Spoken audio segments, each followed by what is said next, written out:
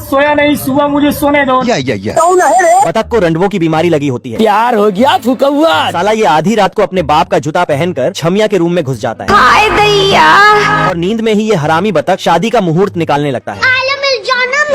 मुझसे शादी करेगी या नहीं करेगी, मैं तेरे से लास्ट बार पूछ रहा हूँ। साले इस बतख की जोड़ी तो नहीं बन पाती, पर दूसरे की बिगाड़ देता है। तुम मुझे छोड़ के मत जाना, मैं तुम्हारे बिना रह नहीं पाऊंगा। बाबू माफ करना, गुस्से में इधर उधर निकल जाए। आज ही बदल लिया साला।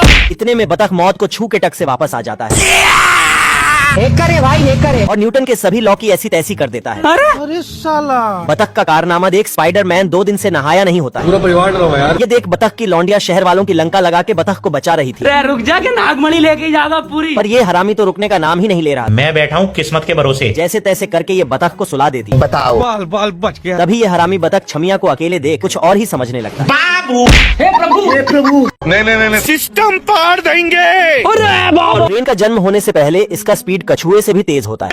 तू मुझे गलत मत बोल। तभी ये लोग आत्मनिर्भर ट्रेन बना देते हैं। अरे साला अलगे फ्रॉड चल रहा है। झुक के रहना पड़ेगा मेरे आगे, क्योंकि मैं अपने में खुद हीरो हूँ। और इतनी मेहनत के बाद ट्रेन सही ट्रैक पे आ जाती है। 150 रुपया देगा। पर शुरू होने से पहले ही 2 लुटेरे पहुंच जाते हैं। देखा आपने लापरवाही का नतीजा। तभी ट्रेन ड्राइवर को देख चोरों के साथ इनकी बंदूक भी झूल जाती है। अरे बाप हो बाप। इतने में लुटेरों से निपटने के लिए चैंपियन ट्रेन आ जाती है। किसने बनाया ये मुजस्सिमा? ट्रेन का इवोल्यूशन देखकर ऐसा लग रहा था कि बस ट्रेन से चांद पे जाना बाकी है।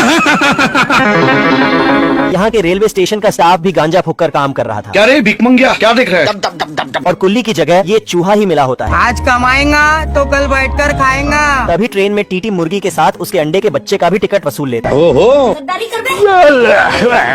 क्या बात है सर, क्या बात है सर। जाना था ना बाबू, 5 मिनट बाद। इतने में ये को-पायलट गाड़ियाँ उड़ाकर सेंचुरी कंप्लीट कर लेता है। आजा आजा। हे प्रभु। गाय का थन बहुत बड़ा हो जाता है, जिससे गाय को चलने में दिक्कत हो रही थी।